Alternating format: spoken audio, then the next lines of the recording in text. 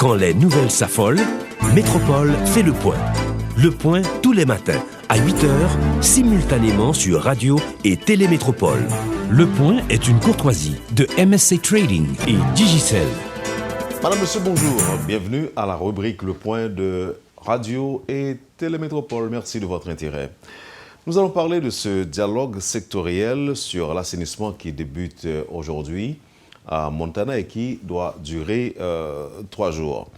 Avec nos invités, Madame Edwidge Petit, directrice de l'assainissement à la DINEPA, et Monsieur Carl Christian Jacobsen, coordonnateur eau assainissement à la Banque mondiale Haïti, évidemment. Madame Petit, bonjour et bienvenue à la rubrique Le Point de Métropole. Bonjour, Wendell. Monsieur Jacobsen, bonjour. Merci de nous recevoir. On va parler de l'assainissement dans le cadre de ce dialogue sectoriel sur l'assainissement. D'abord, pourquoi cette initiative, Madame Petit?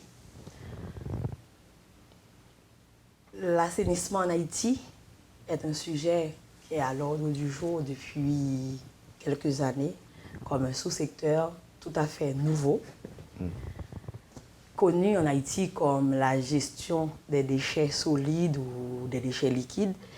Et il est vu différemment par la DINEPA.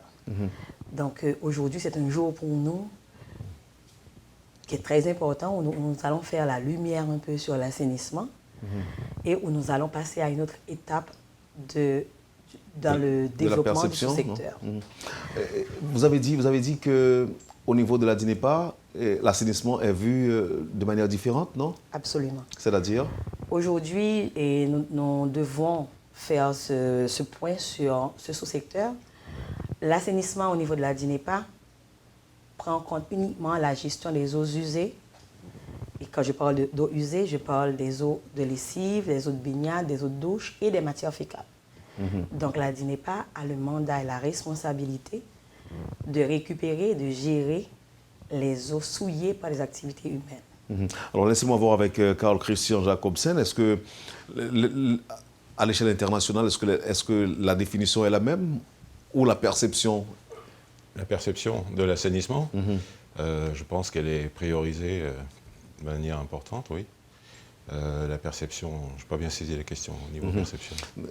Non, alors en général, selon Madame Petit, quand on parle d'assainissement, on peut penser à autre chose. Par contre, au niveau de la DINEPA, il est question des eaux usées, n'est-ce pas? Est-ce que c'est pareil Non, la définition est plus large, c'est-à-dire c'est ôter l'urbanisme, c'est tout ce qui est l'aménagement des rues, etc. Donc il y a l'eau pluviale, il y a tout ça aussi.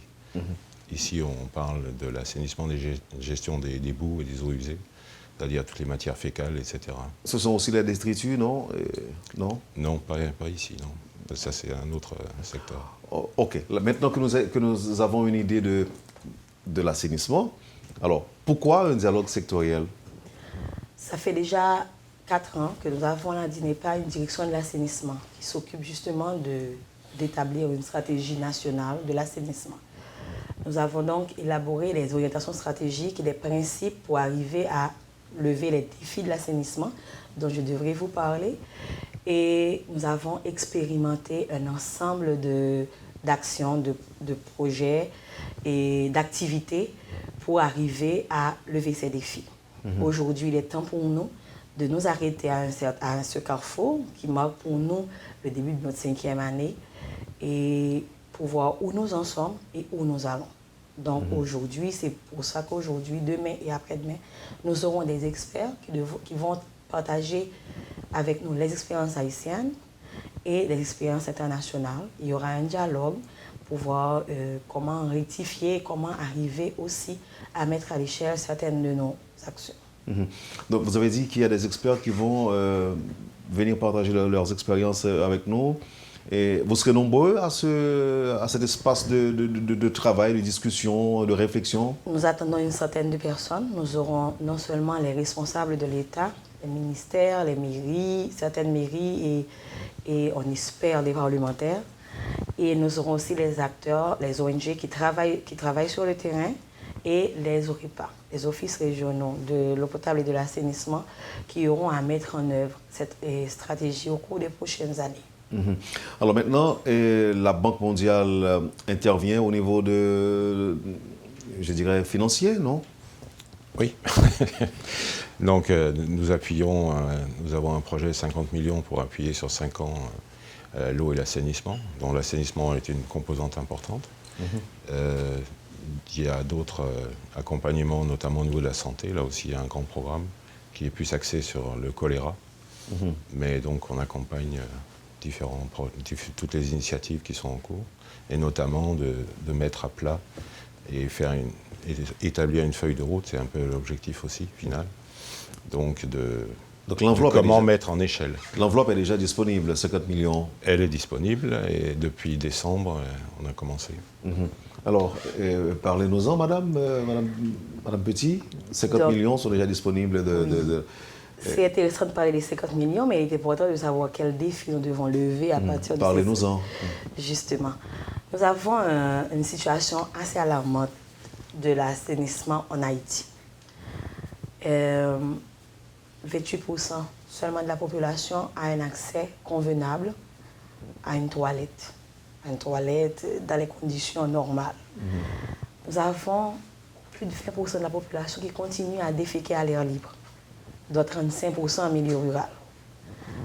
Et au niveau de la Caraïbe, au niveau de la région des Amériques, nous sommes le pays dont le taux de couverture est le plus bas et le pays avec le plus fort taux de défécation à l'air libre.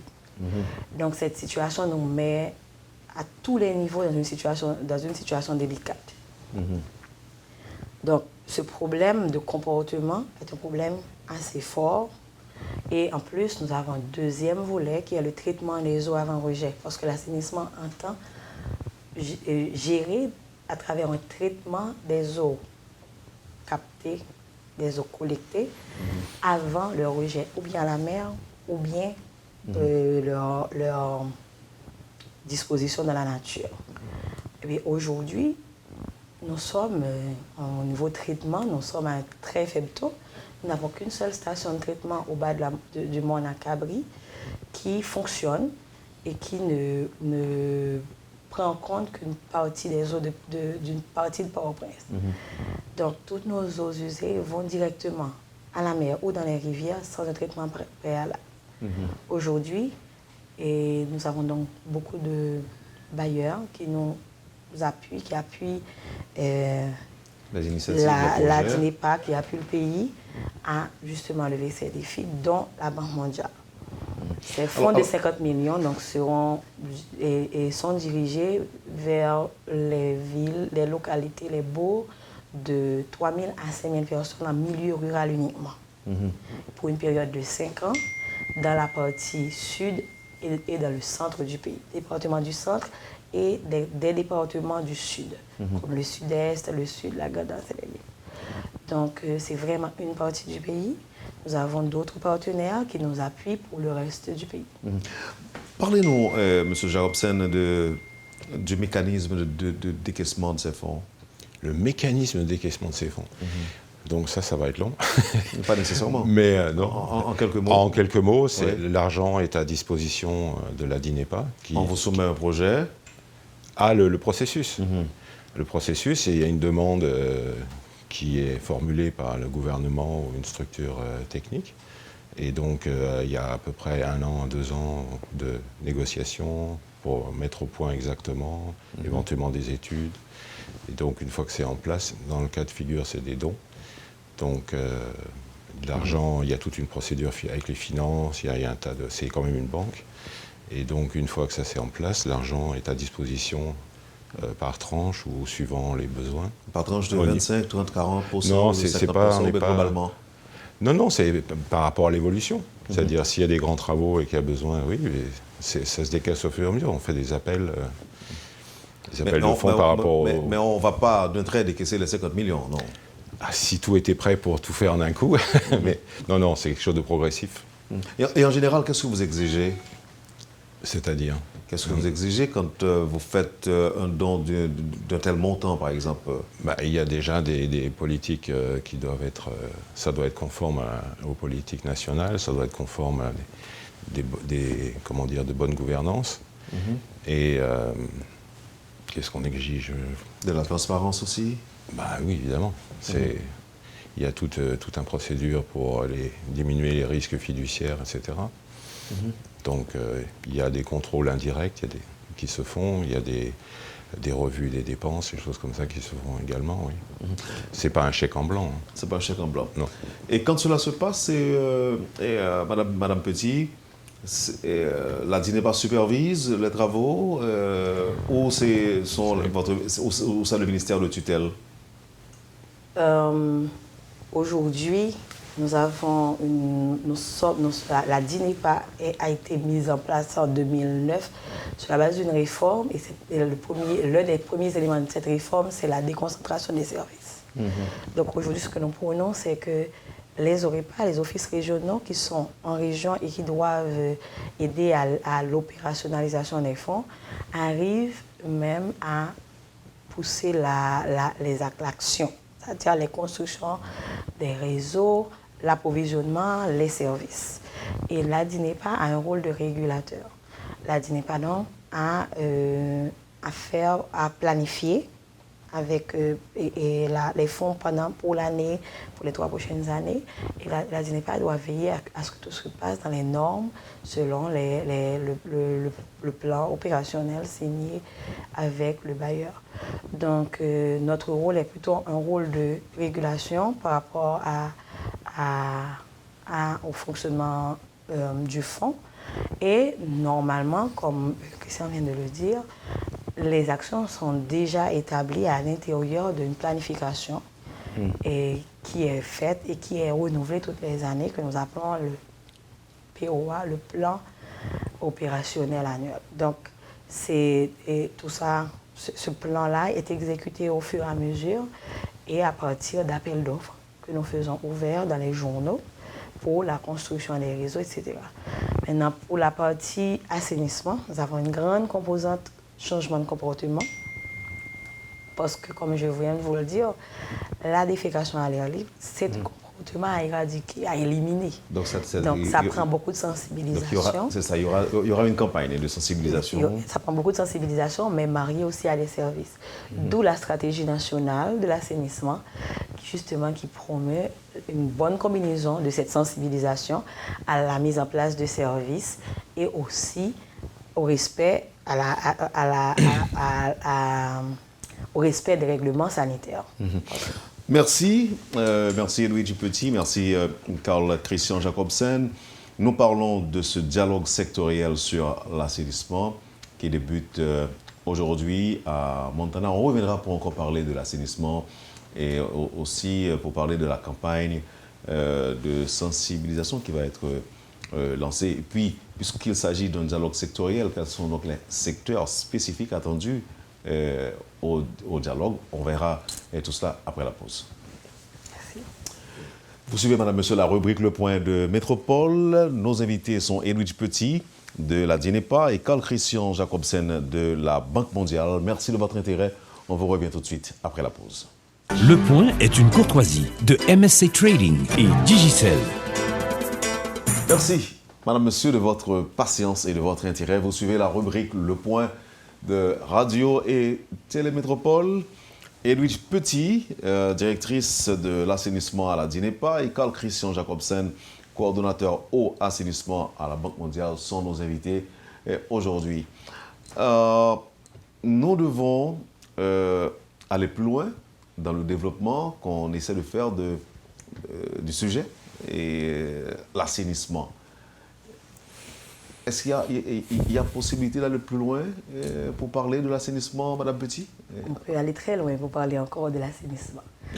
Je dois revenir sur le concept pour dire que en Haïti, l'assainissement est individuel. Il existe des systèmes collectifs dans les villes de presque tous les pays du monde. Donc il y a un réseau qui passe, comme pour l'eau potable, sous la chaussée et qui entraîne toutes les eaux des maisons, les eaux des toilettes, des douches et des éviers, qui les emmène à une station de traitement. On l'appelle l'assainissement collectif. Dans les villes, c'est ce qui se passe. Quand les maisons sont rapprochées, c'est le réseau qui travaille. Mais nous, en Haïti, nous avons ce qu'on appelle l'assainissement individuel. Ça veut dire que chaque maison, chaque personne est responsable des déchets liquides produits. Il n'y a pas un réseau de l'État qui entraîne tout. Donc, chaque personne est obligée de construire sa propre fosse et son petit mini-réseau qui va vers la rigole devant chez elle. Donc, ça s'appelle l'assainissement individuel. Et aujourd'hui... Est-ce que ça veut dire que la situation est critique à ce niveau-là? Non. Pas nécessairement? Pas nécessairement du tout. Vaut mieux avoir un très bon système d'assainissement individuel qu'un assainissement collectif qui recueille toutes les eaux brutes et qui les déverse de la nature sans traitement. Parce que le traitement coûte cher. Mettre un réseau d'assainissement et avoir une station de traitement qui fonctionne tous les jours, 24 heures sur 24, ça prend beaucoup d'argent, d'énergie et de temps que nous n'avons pas aujourd'hui. Mais notre grand défi, c'est que notre système d'assainissement individuel fonctionne bien.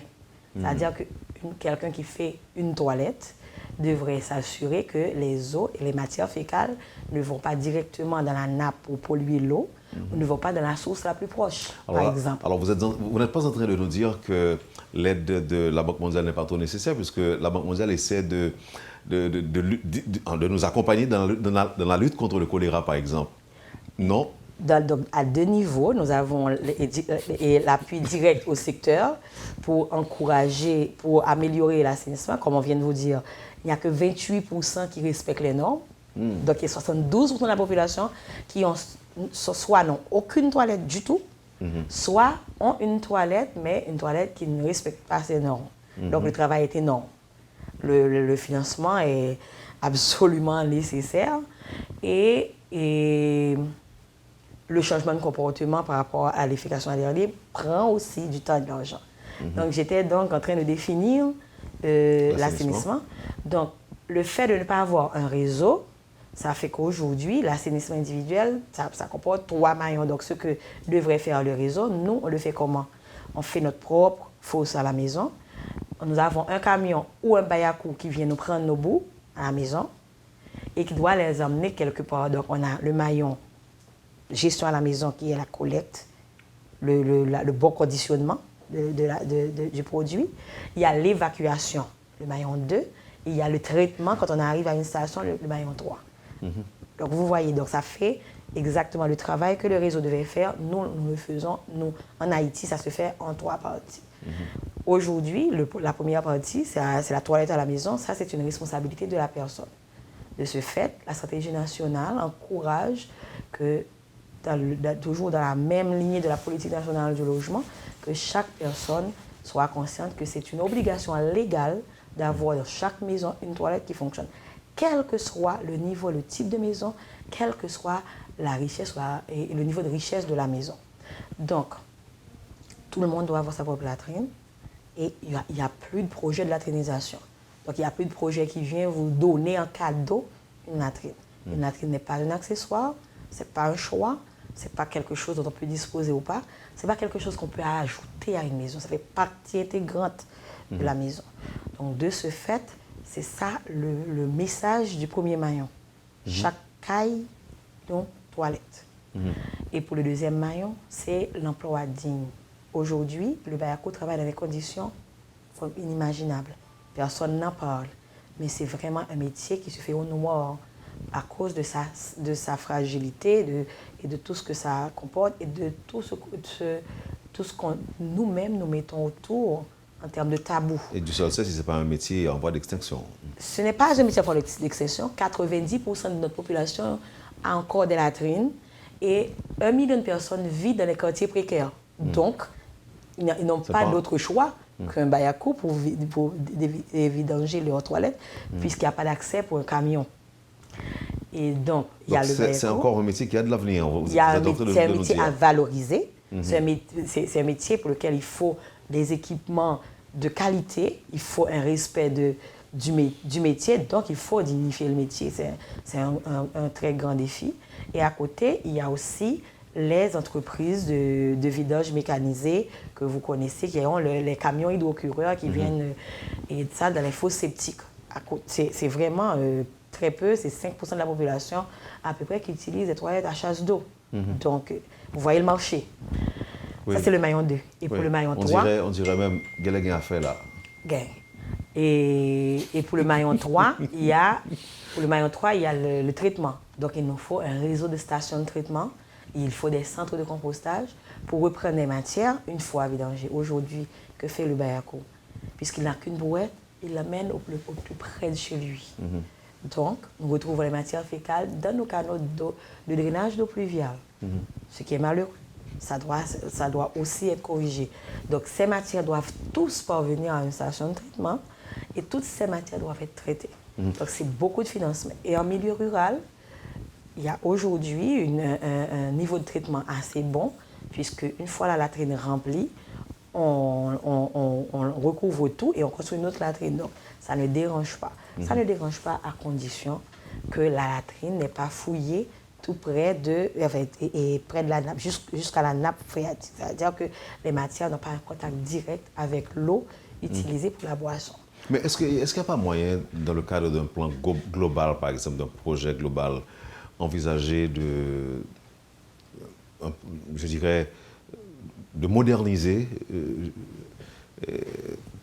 nos latrines? Oui. Là, je parle de projet global. Oui, si on est accompagné, par exemple, de la Banque mondiale, plutôt que de canaliser cet argent dans d'autres choses, pourquoi ne pas envisager la modernisation? Quand vous parlez de modernisation, je suppose que vous parlez de toilettes à chasse d'eau. Aujourd'hui, la modernisation en assainissement, c'est pas seul la toilette, le confort moderne n'est pas forcément uniquement la chasse d'eau. Il existe des toilettes sèches qui offrent autant de confort qu'une toilette à chasse d'eau.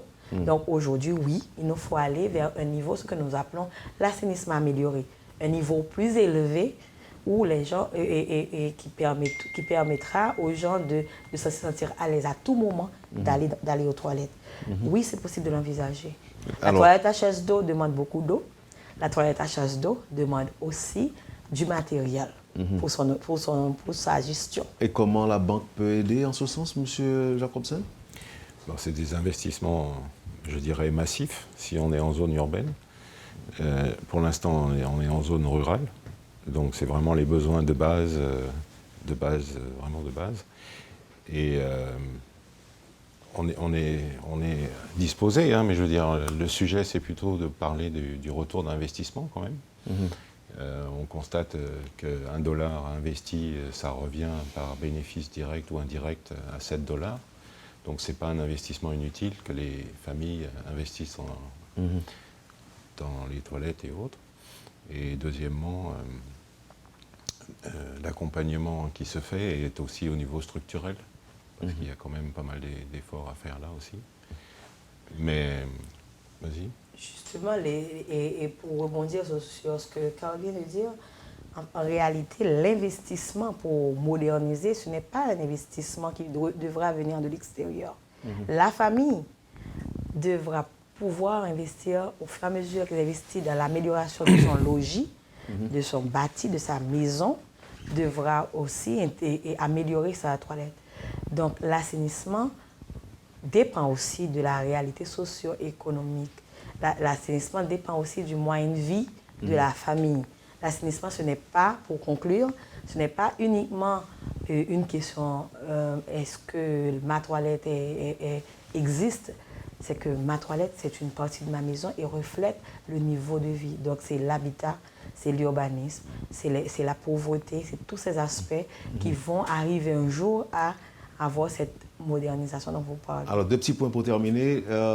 Ils sont plusieurs secteurs à participer au dialogue.